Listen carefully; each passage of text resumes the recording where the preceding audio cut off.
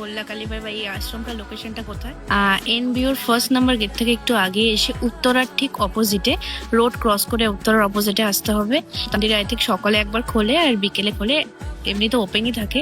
তো যারা আসতে চাও, মানে বালুরঘাটে যাওয়া তো সবার পক্ষে পসিবল হয় না, তো এখানেও মিন্স মায়ের মুখ তো দেখলে প্রচন্ড মিন্স এত সুন্দর, মানে বলাই, যদি কেউ না দেখে তাহলে আই ডোন্ট নো, খুব সুন্দর।